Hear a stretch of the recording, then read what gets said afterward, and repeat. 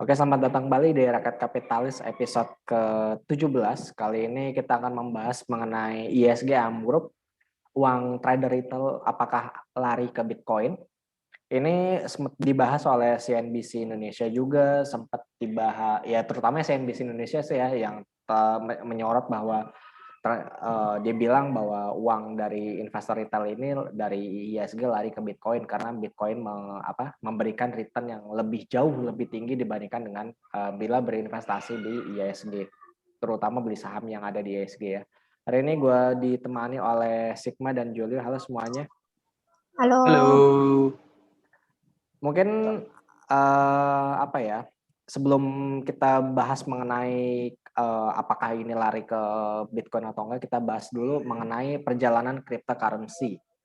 Jadi cryptocurrency itu berawal dari tahun 1983. Ahli kriptografi dari Amerika Serikat namanya David Chaum itu menggunakan uang elektronik ke kriptografi yang disebut e-cash.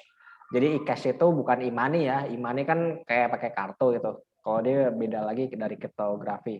Nah, tahun 1995 David Chaum itu mengimplementasikan melalui DigiCash. Ini nama e-money semua ya yang ada di Indonesia gitu, namanya populer gitu. Kemudian bentuk awal pembayaran elektronik kriptografi ini memerlukan perangkat lunak pengguna untuk menarik catatan dari bank dan menunjukkan kunci transkripsi tertentu sebelum dapat dikirim ke penerima. Hal ini memungkinkan mata uang digital tidak dapat dilacak oleh bank penerbit, pemerintah, ataupun pihak ketiga manapun. Nah, ini yang menarik mulai tahun 1996. NSA atau National Security Agency itu adalah organisasi semacam FBI gitu di Amerika Serikat. Dia tapi yang khusus untuk kriptografi. Dia nerbitin sebuah makalah berjudul How to Make a Mint the Cryptography of Anonymous Electronic. Dia menggambarkan sistem mata uang kripto yang pertama diterbitin di MIT atau Massachusetts Institute of Technology. Sorry ya kalau spell gue salah, gue gak jago bahasa Inggris. Kemudian, MIT yang Singapura itu bukan sih? MIT yang di US. Oh US. Iya. Sorry. Massachusetts, pokoknya gue susah nyamanya. Iya, Massachusetts deh. Institute of Technology. Oke. Nah, terus di tahun 98 Weidai itu dia nerbitin deskripsi B-Money yang dicirikan sebagai sistem kas elektronik terdistribusi tahun 2009. Nah, ini yang mempopulerkan cryptocurrency ya, namanya Bitcoin dikembangkan oleh Satoshi Nakamoto tahun 2009. Nah, sampai detik ini Satoshi Nakamoto ini nggak tahu orangnya beneran ada apa enggak sampai sekarang. Sampai detik ini kita nggak tahu orangnya beneran ada apa enggak. Kenapa Bitcoin ini lahir di tahun 2009? Karena waktu tahun 2008 sekelompok orang atau beberapa orang menganggap bahwa sebenarnya tuh krisis finansial tahun 2008 sebenarnya bisa dihindari kalau bank lebih prudent lagi dalam menjaga sistem keuangannya gitu. Oleh karena itu, karena ada sekelompok, gue nggak tahu ya sekelompok orang atau beberapa orang atau seorang doang ini nggak menyadari bahwa kayaknya ini kita nggak bisa ngandelin bank terus. Akhirnya dia membuat namanya cryptocurrency yang dinamainnya Bitcoin. Itu sependengaran gue sih yang kenapa Bitcoin itu lahir tuh kayak gitu. Karena mereka memang menganggap bahwa bank sentral ini gagal bahwa menjaga sistem keuangan yang ada di dunia gitu. Makanya mereka bikin cryptocurrency yang mata uangnya itu tidak terikat oleh bank sentral. Gue sih nanggepnya kayak gitu ya. Oke, ini sebenarnya gimana ya? Mata uang digital itu base-nya tuh apa gitu? Base-nya nggak ada. Iya, nggak ada underlying-nya ya. Nggak ada underlying-nya. Ini nggak ada underlying-nya. Kalau uang itu kan, kalau di Amerika kan underlying-nya emang bener ada emas gitu kan sebagai. Oh, enggak. Itu waktu tahun 70-an waktu itu ya. Iya, kan? Waktu itu ya. Kan waktu itu kita bahas emas kan. Waktu itu emang terus sekarang udah nggak ada lagi kan underlying.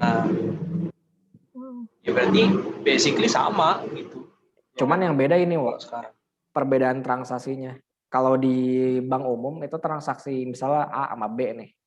A sama B ini kan misalnya dia mau dari A transfer ke B lewat bank kan. Nah, dia pasti narik dari rekening bank A terus pindahin ke rekening bank B. Nah, itu perantara bank kan. Nah, itu kan pasti tercatat kalau di si A kirim ke B, si A di debit, si B-nya di kredit gitu. Ya, jurnal inilah akuntansi lah ya. Ngerti kan? Nah, itu kan berarti dia di rekening bank A sama B kan sama-sama tercatat bahwa si A ngirim duit ke si B nerima duit dari si A. Gitu kan? Iya. Nah, ini si pihak bank tahu gitu.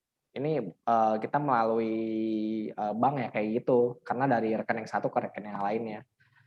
Itu ya transaksi umum biasa ya. Nah, kalau di transaksi dengan cryptocurrency, dia itu peran bank itu tidak dibutuhin, soalnya dia dari transaksi dari A ke B, itu dia pakai komputer jaringan blockchain.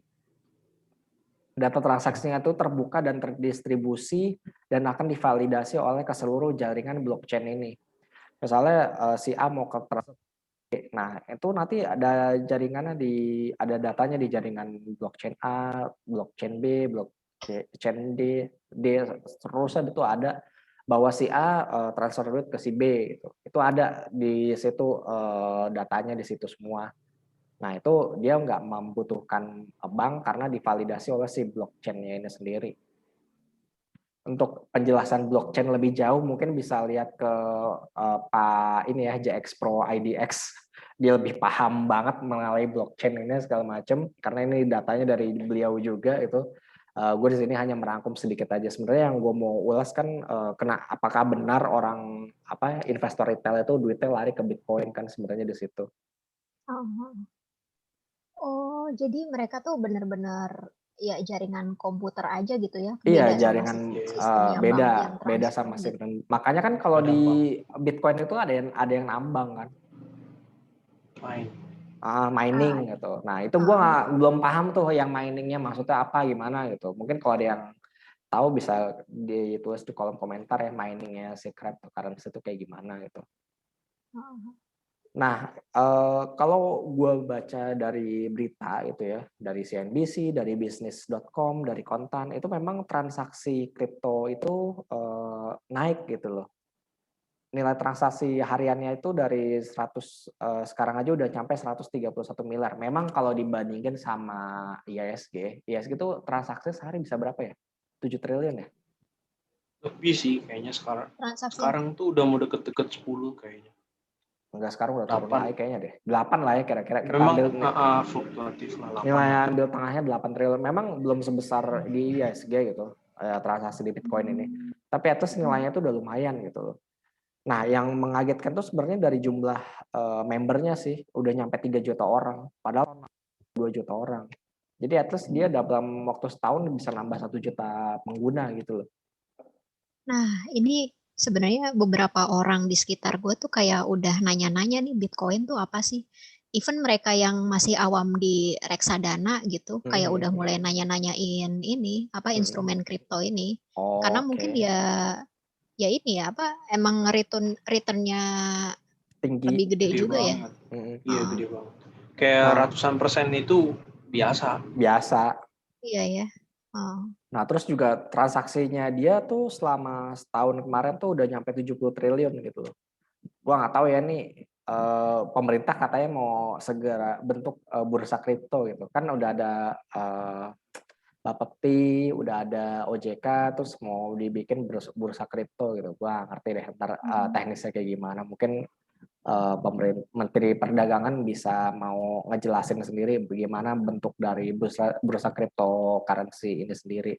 Soalnya kalau Bank Indonesia itu masih melarang bahwa penggunaan Bitcoin sebagai alat transaksi.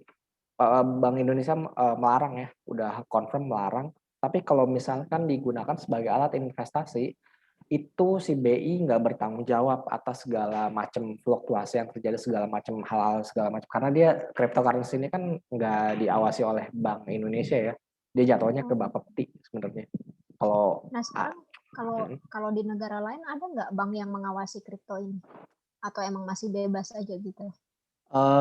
gue nggak tahu deh, JP Morgan tuh ngeluarin produk deh kayaknya, ngeluarin produk kripto apa ya, produk ETF atau apa gitu, gue kurang tahu. JP Morgan ngeluarin produk, JP Morgan loh ya maksud gue. Tapi Bank Sentral Amerika Serikat sendiri sih mereka kayak Bitcoin tuh nggak boleh digunain gitu loh. Tapi ya percuma aja mau lu larang-larang juga tetap aja orang pada make juga kan. Si Elon Iya. Iya Musk sih. lah, siapalah kayak Iya. mempopulerkan begitu sih. Gue nggak tahu ya mereka ini mempopulerkan sedang menggoreng atau gimana. Gue nggak tahu. Soalnya kan ya Bitcoin kan harga satunya udah ratusan juta rupiah kan. Sekarang udah 900, Pak. 900 ya. Iya udah mau 1 100 miliar. juta. Iya. Gila, gue baru tahu kemarin. Astaga. Terakhir gue lihat kan kalau nggak 300 lah. Habis itu gope 900. Ya karena ya bank-bank resmi di suatu, maksudnya bank sentral negara-negara itu juga mungkin ya masih ini kali ya. Ini risky juga, terus keamanannya tuh kayak gimana gitu kalau pakai sistem Iya. komputer. Tapi si Visa aja tuh kayaknya udah memperbolehkan apa itu transaksi apa gitu. Si Visa ya, Mastercard apa Visa itu gue lupa. Bisa. Antara Mastercard sama Visa gue lupa gimana yang udah memperkenankan gitu. Terus Bapepti juga bilang bahwa transaksi harian aset kripto di Indonesia naik 10 kali lipat. Dan gue mikir sih, wah orang udah pada ini semua ya orang Indonesia. Iya. Tadinya kan cuma forex, komoditas biasa gitu, terus saham. Sekarang udah mulai ngelirik ke cryptocurrency gitu. Ya harusnya sih ini ya cryptocurrency itu kan beda sama kayak forex dan yang komoditas dan yang lain-lain itu loh. Itu emang ada underlying-nya. Kalau crypto ini kan ya dasarnya apa untuk yang membuat harganya si kripto ini naik atau turun? Gue sendiri gue jujur gue nggak tahu ya, mungkin kalau ada yang tahu apa itu bisa dikatakan. Soalnya kan dari sisi ekonomi juga bisa dibilang ya di mana itu ngaruhnya atau segala macam. Kalau gue sendiri sih belum tahu ya kenapa. Dasarnya kayak semakin banyak orang yang beli ya, beli ya itu makanya naik ya, supply and demand doang berarti ya. supply and demand ya emang kan sebenarnya seperti itu kan. Atau bisa jadi ini nggak ya, safe haven. Nah, ngomong-ngomong itu tuh. Kenapa Jul? Ya karena ya market emang lagi volatile banget sih ya kalau saham gitu-gitu. Terus ya emas masih turun juga. Ada yang prediksi cryptocurrency ini bisa ngegeser USD sebagai mata uang yang paling powerful di dunia.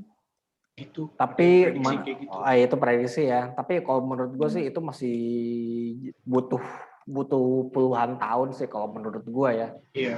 Itu butuh puluhan tahun. Soalnya itu kan butuh kesepakatan bersama dari seluruh negara di dunia gitu loh. Iya benar.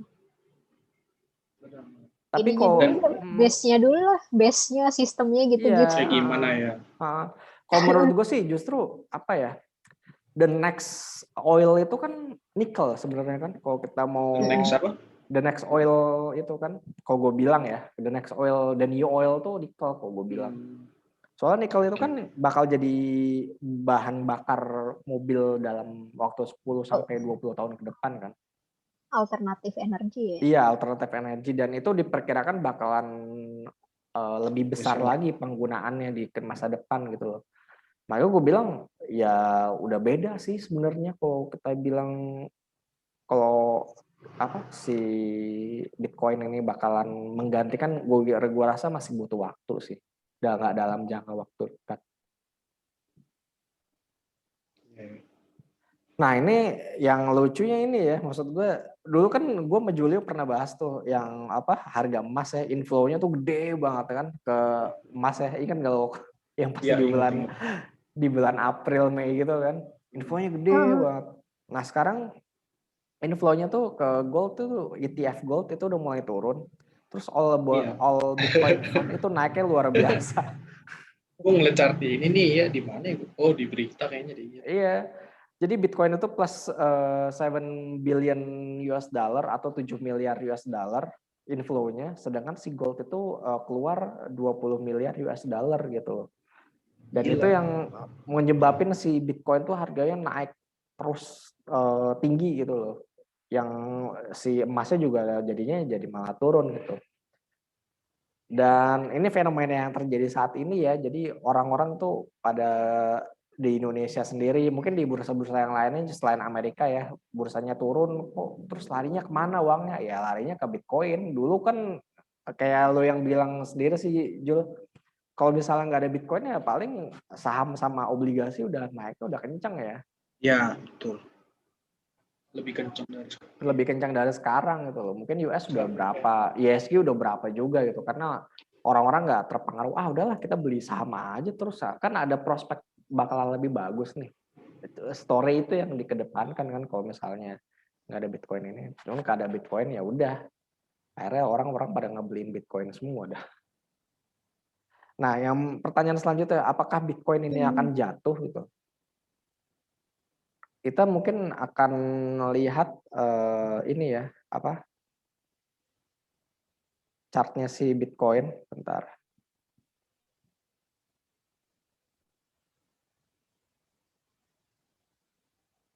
Nah, ini adalah chartnya dari Bitcoin. Kalau kita lihat Bitcoin itu, ya sebenarnya sih, kalau kita bicara teknikal ya emang uptrend banget sih sebenarnya.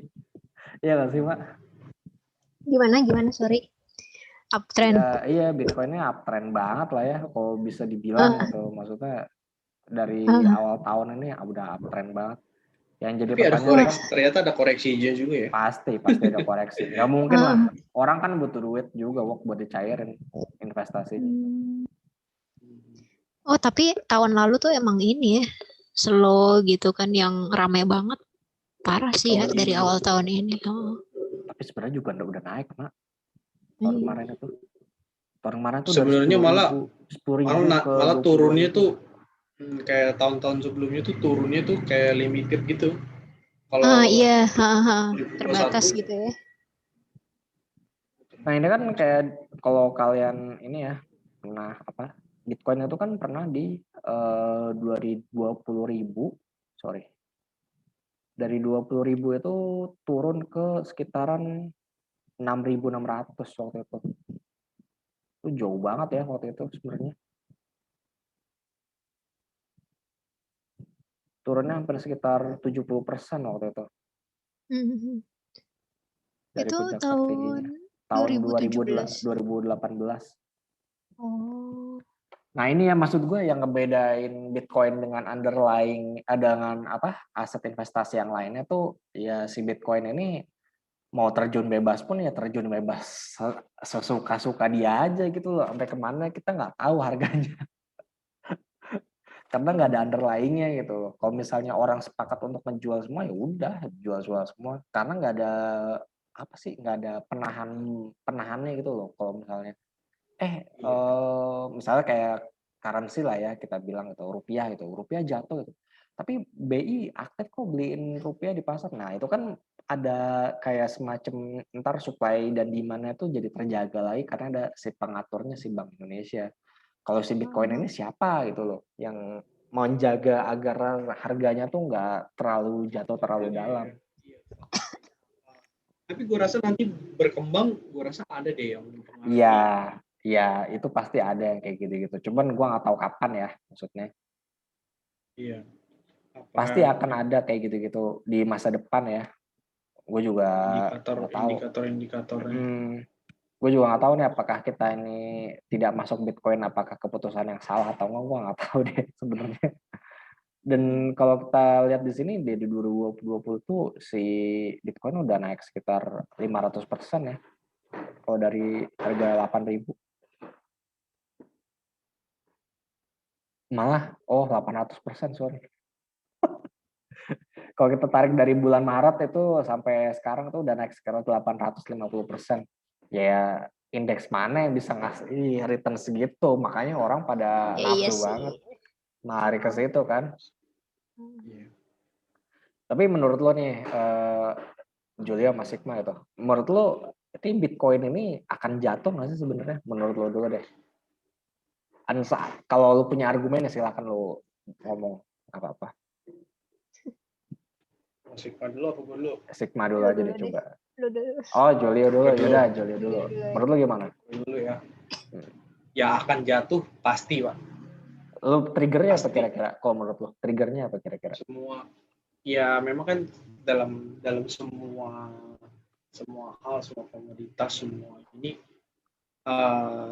pasti ada momennya semua orang merasa ini udah kemahalan gitu, ini udah terlalu tinggi harganya, terus orang rame-rame jualan gitu. Itu kayak orang bilang dulu emas harganya nggak bakal turun misalnya gitu kan. Jadi orang dari dulu banget beli emas terus, tapi kan nggak seperti itu gitu, ada momennya turun, atau enggak orang bilang harga properti atau tanah nggak bakal turun, ya kan? Katanya turun juga ya kan? Katanya turun juga kan. Jadi ya ini ya pasti banget akan turun sih kalau menurut gue. Triggernya apa? Apa ya?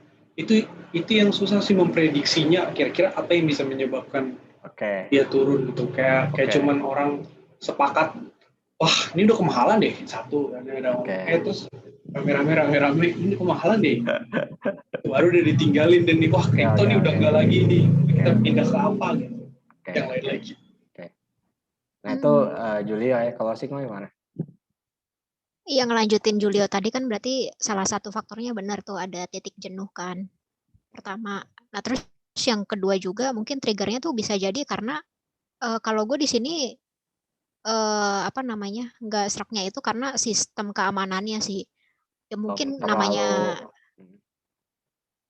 namanya ini sistem kayak sistem digital baru aja kan. Pasti ada bolongnya gitu. Apalagi kalau belum benar-benar, ya ini kan paling baru berapa tahun sih Bitcoin ini? Dari 2009 lah kalau bisa dibilang. 2009. Ya pasti someday ada ininya lah, ada fall-nya juga. Indeks saja ada masa-masa fall-nya juga kan. Ya entah apapun yang trigger gitu. Dan kan sebenarnya udah kejadian di 2018 kemarin kan sebenarnya si Bitcoin ini turun itu dari 20.000 turun ke 6.000, bahkan turun ke 4.000 juga pernah tuh. Itu kan masih banyak orang yang nyangkut kan di situ. Margin call juga pasti bertebaran di situ kalau misalnya dia pakai margin. Kalau menurut gue sih penyebab nanti ya someday Bitcoin akan koreksi atau jatuh itu menurut gue pada saat si ekonomi itu mulai full, orang-orang udah mulai kerja lagi sehingga tidak mantengin Bitcoin lagi. Jadi orang-orang bisa udah beralih ke bisnis yang dia geluti selama ini. Orang-orang udah nggak mantengin layar lagi. Dan di situ mungkin supply dan demand-nya udah nggak terlalu berkurang. Soalnya kan gini ya, maksud gue lockdown gue ngapain ya? Udahlah trading Bitcoin aja udah. Orang beli Bitcoin. Soalnya Bitcoin ini kan 24 jam kan, Bitcoin ini 24 jam. Iya. Dan orang juga nggak mungkin kan pas itu 24 jam trading terus segala macam, enggak kan. Dia apalagi kalau punya pekerjaan gitu, pasti dia lebih milih kerjaannya dulu lah. Misalnya dia kerja sama orang gitu, ntar dia dimarahin bosnya atau usahanya nggak jalan kalau misalnya dia trading crypto mulu gitu. Makanya gue bilang ya crypto mungkin akan turun perlahan sih. Gue bilang nggak gratis sih, nggak. Mungkin akan turun secara perlahan kalau menurut gue. Begitu juga dengan saham di US ya, Dow Jones sama S&P 500. Itu juga akan turun secara perlahan menurut gue sih. Oh iya, itu S&P tuh udah new high terus kan. New high terus. Justru di sisi Asia Pasifik juga kan ISG udah turun duluan gitu loh. Kalau gue bilang sih ya nggak masalah sih kalau menurut gue kalau ISG udah turun duluan gitu.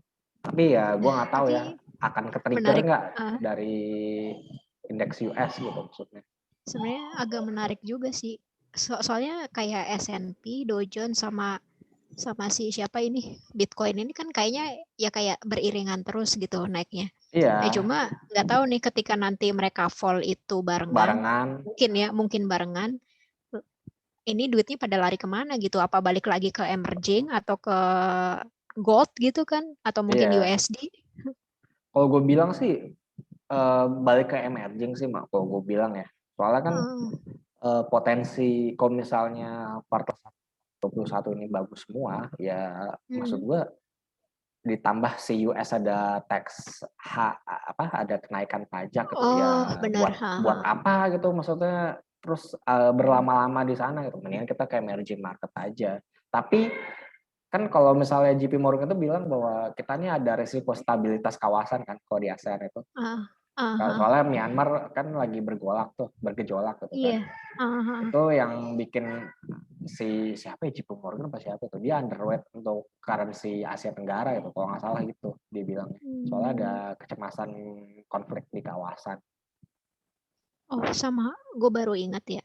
Mungkin karena ya indeks di US tadi udah tinggi, nggak tahu ya. Gue ngelihatnya nih baru hari ini dana asing tuh ada masuk di BBCA, itu juga lumayan 300 bio. Iya, dana asing mulai masuk lagi ke BCA gitu. Tadi kan Dr. Market sempat nge-tweet tuh, apakah ini pertanda pembalikan arah dari saham BCA kayak Unilever gitu kan. Tadi Dr. Market nge-tweet kayak gitu tuh. Soalnya kan si Unilever juga naik sih. Unilever itu di tahun 2017 itu dia turun kan. Itu terakhir kalinya si Unilever naik gitu kalau nggak salah ya. Habis itu turun 4 tahun berturut-turut dari 2018, 19, 20, 21 gitu. Turun terus.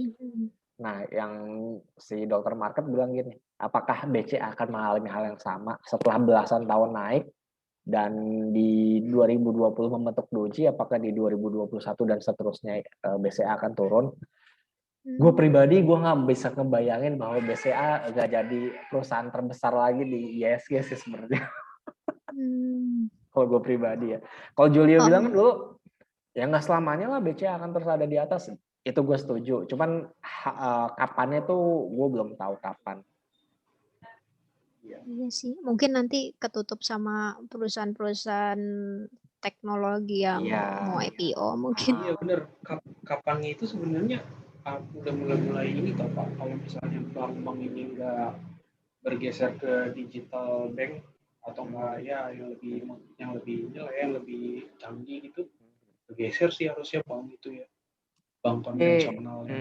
Untuk ngebangun itu mungkin butuh waktu ya, tapi gue pribadi sih gue percaya bahwa BCA itu akan tetap lead Indonesia ke depannya. Soalnya kalau berkaca sama JP Morgan, terus ada bank-bank besar yang lainnya lah, Credit Suisse gitu-gitu, itu dia tetap meskipun ada kompetitornya dia tetap ngelit gitu loh, karena dia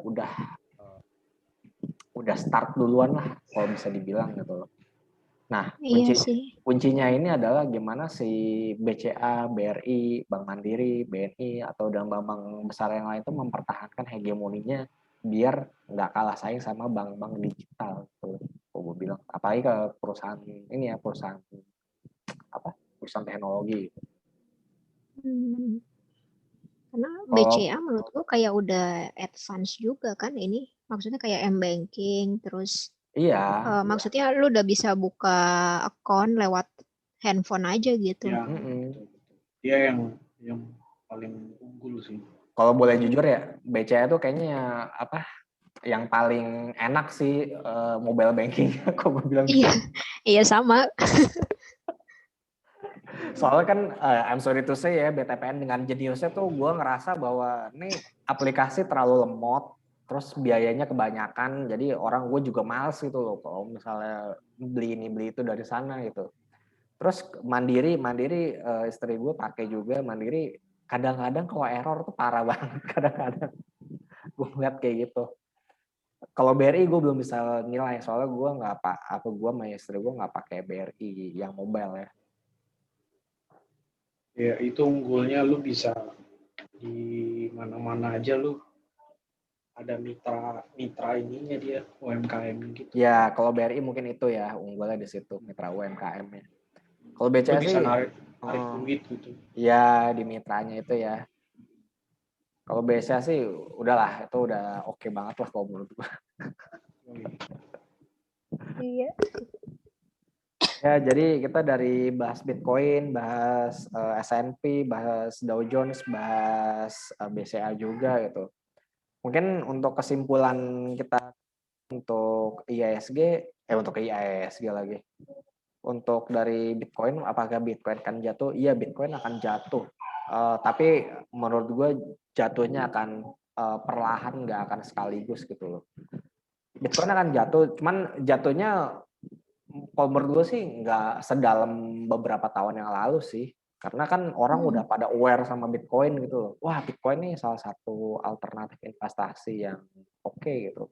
Cuman koreksinya secara perlahan. Tapi gue nggak tahu ya apakah si Bitcoin ini akan mengalami pembalikan arah dari bullish ke bearish. Itu gue nggak tahu karena Bitcoin tidak ada underlying-nya. Jadi gue wallahu alam bisawab. Iya, cuma dari ya teknikal aja paling. Serahkan sama penonton aja ya. Serahkan pada penonton dan pembelinya si Bitcoin. Gue nggak tahu kalau misalnya jatuhnya kapan, terus apakah ini bisa dari bullish kemudian bearish, itu gue nggak tahu sama sekali karena ini pure supply and demand. Udah itu aja. Iya sih, benar-benar. Kalau yang baru mau masuk Bitcoin atau yang udah ada di Bitcoin, ya wise aja sih, bijaksana aja. Soalnya Bitcoin nggak ada dasarnya kalau misalnya dia turun. Begitu juga naik. Dia naik nggak ada atapnya, turun juga nggak ada dasarnya. Jadi perlu dipertimbangkan secara matang ya. Maksudnya kalau nyalinya ciut, mendingan nggak usah dia beli Bitcoin. Mungkin itu aja dulu dari gua, Julio, Mas Hikmah. Jangan lupa untuk like dan subscribe akun YouTube Rakyat Kapitalis. Jangan lupa follow Twitter kita di Rakyat Kapitalis. Kalau ada pertanyaan bisa email kita juga di rakyatkapitalis@gmail.com. Podcast ini juga dapat disaksikan melalui Spotify dan Kurio. Disclaimer, segala rekomendasi dan analisis yang dilakukan oleh Rakyat Kapitalis melalui YouTube dan podcast ini hanyalah opini pribadi. Kami tidak bertanggung jawab atas keuntungan dan kerugian yang Anda alami dari aktivitas investasi yang Anda lakukan. Gua Farhan, Julio dan Sigma pamit undur diri dulu. Kita akan berjumpa kembali di episode berikutnya. Bye-bye. Bye. Bye.